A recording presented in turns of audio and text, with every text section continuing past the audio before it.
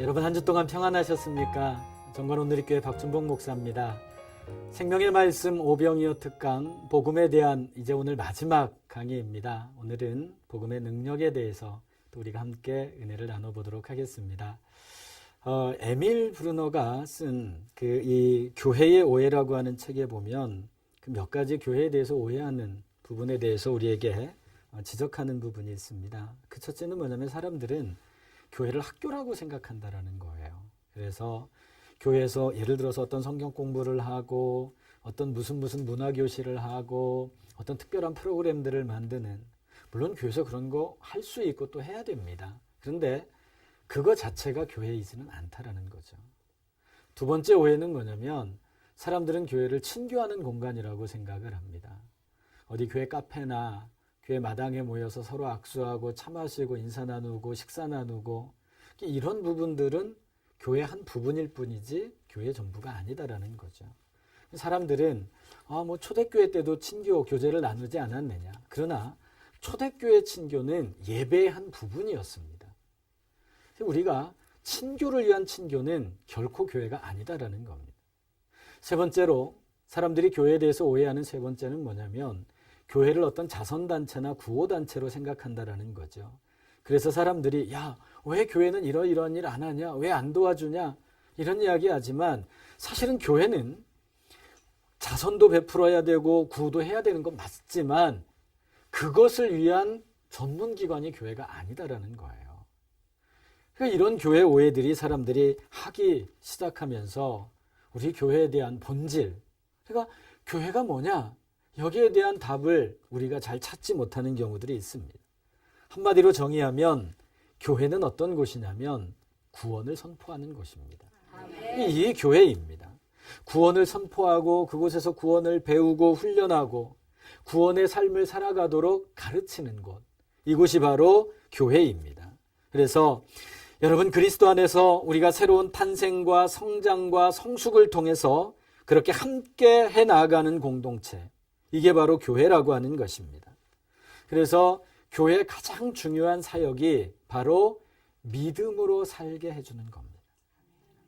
이게 교회라는 거예요. 성경에 나오잖아요. 의인은 믿음으로만 산다.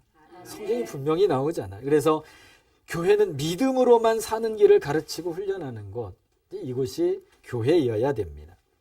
우리 사람들은 우리 코에서 호흡이 멈춰지면 모든 게 다 단절되잖아요.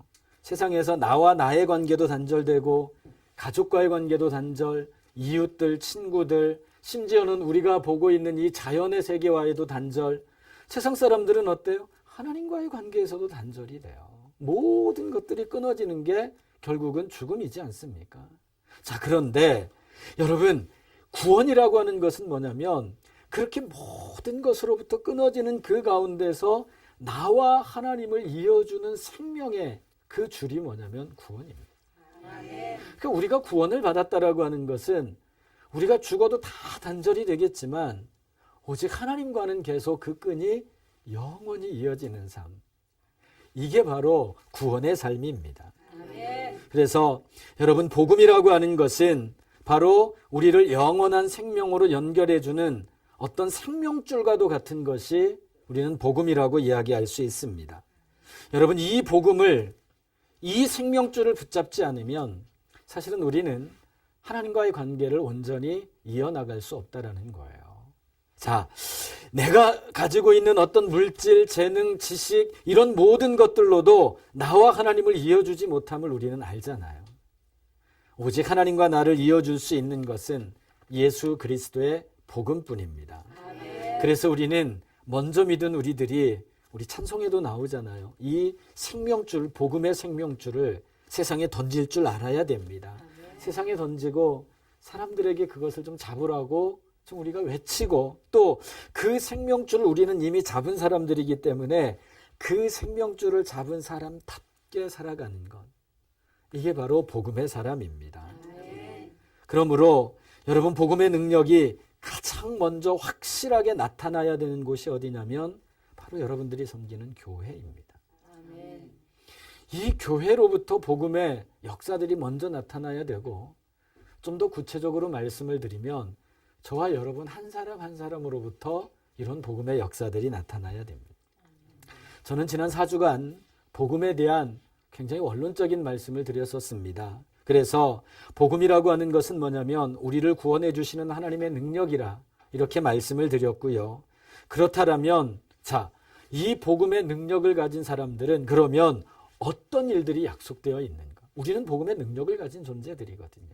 그러면 이 복음의 능력을 가지고 우리는 어떤 일들이 우리 앞에 놓여져 있고 또 나에게 어떤 일들이 일어나는가? 오늘은 마지막 시간에 이걸 우리가 좀 한번 정리해보고 우리의 신앙을 좀 한번 돌아보았으면 좋겠습니다. 이걸 살펴보기 위해서 저는 성경의 한 교회를 소개해드리려고 합니다. 그 교회가 어떤 교회냐면 데살로니가 교회입니다. 이 데살로니가 교회는 사도행전 17장에 보면 데살로니가 교회가 어떻게 만들어졌는지에 대해서 상세히 나와요. 사도 바울이 빌립보에서 복음을 전하다가 한 귀신 들린 여종을 고쳐줘서 그것으로 이제 사실은 시기를 사가지고 감옥에 갇히거든요. 그러나 하나님의 은혜로 여하튼 그 감옥에서 나와서 이제 간 곳이 어디냐면 데살로니가입니다. 그래서 사도행전에 보면 한 3주 정도 이렇게 그곳에서 복음을 전했다라고 나오는데 성서학자들에 의하면 한 8개월 정도 머무르지 않았을까 이렇게 추측하는 사람들도 있어요. 그러나 그게 3주이든 8개월이든 사실은 긴 시간이 아니거든요. 그 짧은 시간 동안에 사도 바울이 데살로니가에 머물면서 복음을 전하면서 세운 교회가 바로 이 데살로니가 교회입니다. 그래서 그동안에 이 데살로니가 교회에요, 놀라운 변화의 역사가 일어나요. 사도행전에 보면 이때 그 변화를 일으킨 이 성도들을 가리켜서 성경은 그 이방인들이나 예수를 안 믿는 사람들이 이 사람들을 가리켜서 뭐라고 이야기하냐면 천하를 어지럽히는 사람들이다 이렇게 표현했다고 성경에 나와요. 그런데 그 다른 그 버전에 보면 성경 버전에 보면 천하를 흔드는 사람이다 이렇게도 해석을 해놓습니다. 그래서 제가 한번 생각해 봤어요. 와, 복음을 받아들이고 변화된 사람들은 어떤 사람들일까? 천하를 뒤흔드는 사람들입니다. 너무 놀랍지 않나요? 복음을 가지고 복음의 삶을 살아가는 사람들이 천하를 흔들 수 있는. 그러니까 여러분 복음의 능력은 뭐냐면요, 세상을 흔드는 힘입니다. 아멘. 이게 복음의 능력입니다. 아멘. 사회학자들에 의하면 어떤 공동체 안에 예를 들어서 100명이 있으면요, 그 중에 한 2%만 변화된 사람들이 있으면 그 공동체를 변화시킬 수 있다라고 얘기해요. 우리가 섬기는 교회들은 어떤가요? 정말 우리 교회 안에 2%의 사람이 있는지, 저는 한 10% 정도 있으면 교회뿐만 아니라 세상도 변화시킬 수 있을 거라고 저는 믿습니다. 우리 자신들로부터 그래서 사실은 신앙은 변화된 삶을 살아내는 겁니다. 이 세상을 뒤흔드는 일이 어떻게 가능한가? 이 데살로니가라고 하는 이 작은 교회에서 그 성도들의 그 사실은 작은 변화로부터 사람들은 어떻게 평가를 하냐면 세상을 흔드는 사람들이다 이렇게 이야기를 해요. 근데 어떻게 해서 이 데살로니가 교회 성도들이 그렇게 세상을 흔드는 그런 믿음을 가질 수 있었는가? 그것은 다름이 아니라 분명한 복음을 들었기 때문에 그래요. 네. 여러분 이거는 사도행전 17장에 분명히 나오거든요. 바울이 데살로니가 성도들에게 확실한 복음을 전했어요. 바울이 데살로니가 교회 성도들에게 전한 복음은요, 어떤 특별한 이벤트가 아니에요. 어떤 프로그램을 가지고 그 교인들을 훈련시켰던 게 아닙니다. 하나예요. 뭘까요? 하나님의 말씀입니다. 아멘. 그 하나님의 말씀이 뭐냐면 예수 그리스도의 고난, 즉 예수님의 십자가, 주님의 부활, 주님의 재림, 이게 다예요. 바울이 그들에게 전한 복음의 이게 전부이다라고 하는 것. 바울은 굉장히 똑똑한 사람이잖아요. 예전에 자신만의 철학도 있었고요, 소신도 있었고요, 사상도 있었습니다. 그러나 바울이 전했던 것은 그것이 아니라 오직 하나님의 말씀을 가지고 예수님이 우리의 그리스도시고 그분이 우리를 위하여 십자가에 달려 돌아가셨고 그리고 그분이 우리를 위하여 부활하셨음을 바울은 이 데살로니가에서 사람들에게 증거하였습니다. 아멘. 성경을 이용해서 증거한 것이 아니라 성경의 말씀을 철저하게 전했다라는 거예요. 이게 복음이에요. 그 복음이 데살로니가 교회를 변화시키게 만들었습니다. 그 에베소 교회도 보니까요, 바울이 이 에베소 교회에서 목회하면서 어떻게 목회를 했는지 성경에 보면 뭐라고 나오냐면 성경을 강론하며 목회했다라고 나와요.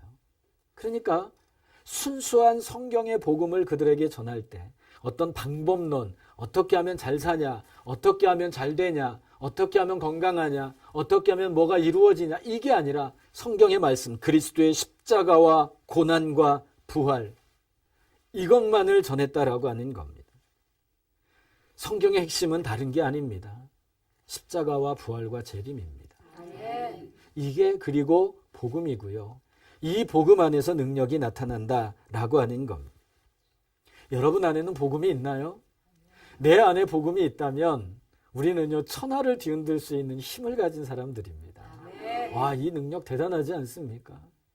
세상을 흔들 수 있는 힘.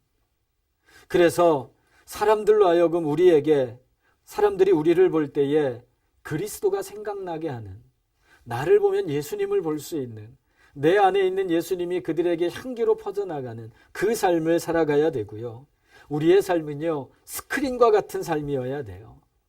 하얀 스크린은요, 처음에는 아무것도 안 보이지만 어떤 화면이 여기에 비춰질 때에 모든 것들이 보이지 않아요? 우리는 하얀 스크린인데 예수님이 내 안에 들어오실 때 내 안에 있는 예수님이 그 스크린을 통해서 사람들이 예수님을 볼 수 있게 만들어 주어야 된다라고 하는 겁니다. 아멘. 자, 그래서 복음의 능력은요, 성령의 능력이고요. 이 복음의 능력은 언제 나타나냐면 이 복음을 받아들인 사람에게서 나타납니다. 그러면 복음을 받아들이면 변화되어야 되잖아요. 그럼 이 변화의 모습은 어떤 모습일까요? 아까 제가 오늘 우리가 데살로니가 성도들을 좀 생각해 보면서 이 복음의 능력을 한번 나눠보자라고 했는데요. 데살로니가 성도들에게 나타난 복음의 능력이 뭘까? 여러분들도 너무나 잘 아는 말씀이에요. 이들에게 나타난 게 뭐냐면 믿음의 역사, 사랑의 수고, 소망의 인내, 이겁니다. 믿음, 소망, 사랑, 이게 뭐냐면 바로 복음의 능력의 증거입니다. 아멘. 오늘 간단히 하나씩만 잠깐 살펴볼게요. 믿음의 역사라고 하는 것. 믿음의 역사는 정말 어떤 믿음일까를 한번 보게 돼요. 제가 성경 한 구절을 보면요. 오늘 데살로니가 우리가 전설을 좀 한번 보면 1장 9절에 보면 이렇게 나와요. 저희가 우리에 대하여 스스로 고하기를 우리가 어떻게 너희 가운데 들어간 것과 너희가 어떻게 우상을 버리고 하나님께로 돌아와서 사시고 참되신 하나님을 섬기며. 이 데살로니가전서 1장 9절 말씀에 보면 세 가지 단어가 나와요. 뭐냐면 버리는 것, 그리고 돌아서는 것, 그리고 섬기는 것. 이게 뭐냐면 믿음의 역사입니다. 버리고 돌아서고 섬기는 것. 버리고 돌아서는 것은 무엇을 얘기할까요? 회개죠. 돌이키는 거잖아요. 섬기는 거는요, 순종입니다. 하나님 앞에 순종하는 겁니다. 이 믿음을 가질 때에 바로 바울이 데살로니가 교회를 칭찬했듯이 우리의 삶에서도 예수님이 우리의 신앙을 분명히 칭찬하실 겁니다. 근데 믿음의 역사 그러니까 사람들은 히스토리를 생각을 해요. 근데 이건 히스토리가 아니라 뭐냐면 워크입니다. 일이에요, 일. 자, 여러분, 이 단어, 이 역사라고 하는 헬라어 단어를 보니까 뭐라고 되어 있냐면 에르곤이라고 되어 있거든요. 이 에르곤에서 출발해서 나온 영어 단어가 뭐냐면 바로 에너지입니다. 그러니까 믿음의 에너지예요. 믿음의 힘입니다. 오늘 이 시대를 살아가는 우리 신앙인들에게 있어서 사실은 믿음의 문제가 뭐가 있냐면 믿음의 히스토리는 있어요. 내가 언제 믿었고, 내가 언제 성령을 체험했고, 내가 언제 이런 경험을 했고, 이런 믿음의 히스토리는 있어요. 그런데 믿음의 열매, 믿음의 역사가 없다라는 겁니다. 이게 오늘날 현대 기독교인들의 문제입니다. 근데 이 믿음의 역사라고 기록되어진 이 데살로니가 교회는 바로 이런 믿음의 역사들이 삶으로 나타났다라고 하는 겁니다. 그러니까 다른 말로 표현하면 뭐냐면 데살로니가 교회는 살아있는 믿음을 가진 교회였습니다. 부럽잖아요. 살아있는 믿음을 가진 교회. 우리가 믿음 그러면 흔히 성도들은 너무 추상적으로 생각해요.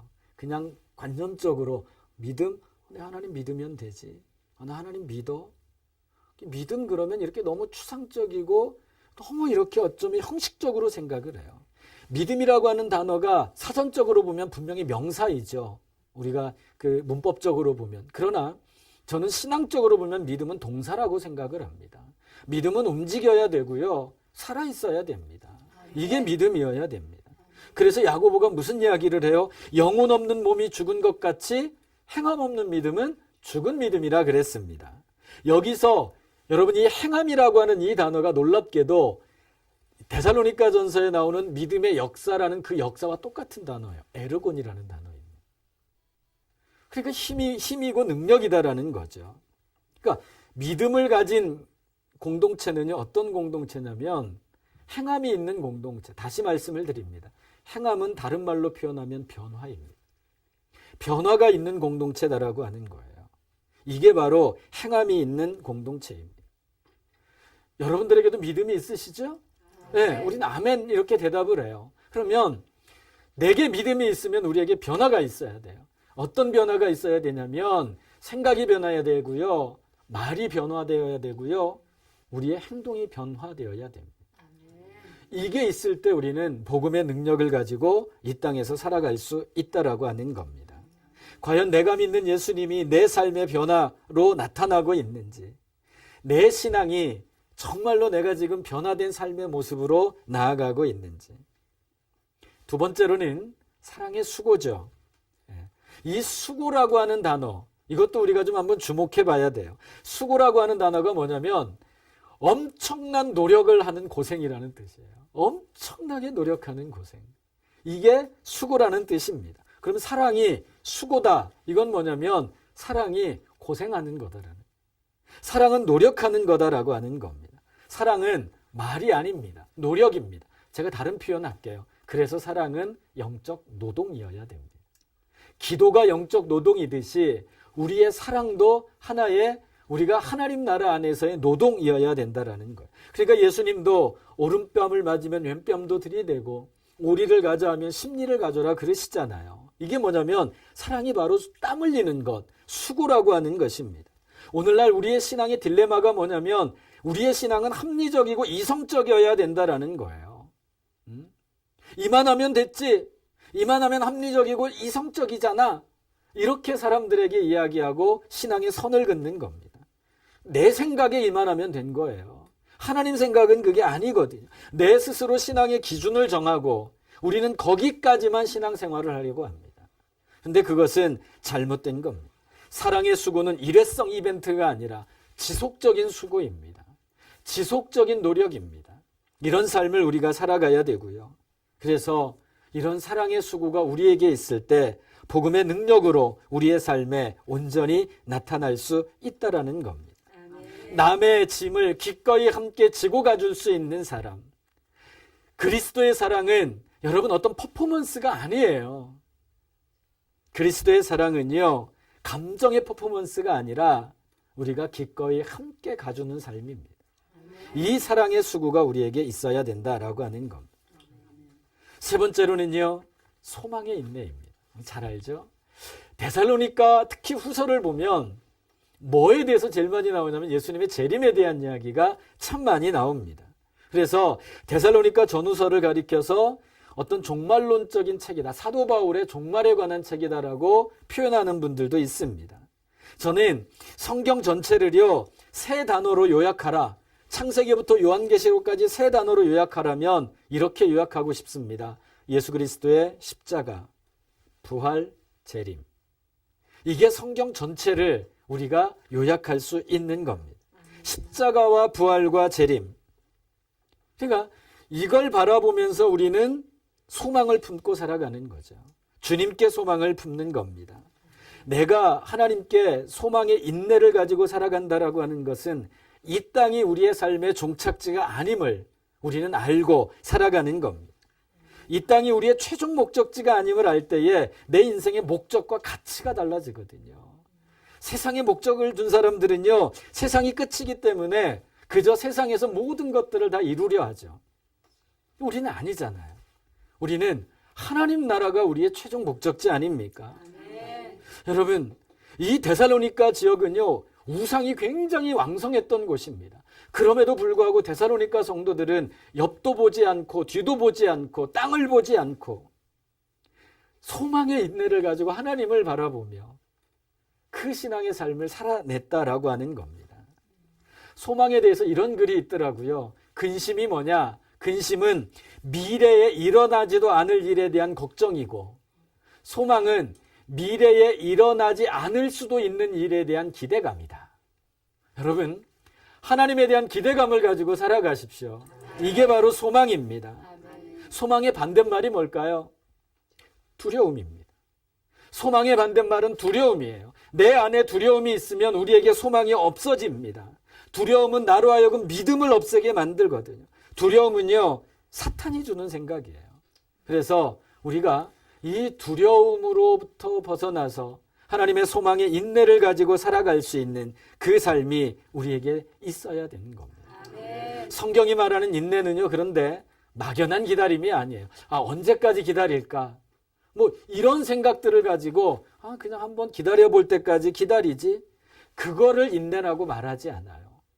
성경에서 말하는 인내는 뭐냐면, 내가 하나님이 나에게 주신 이 자리에서 도망치지 않고 버티는 겁니다.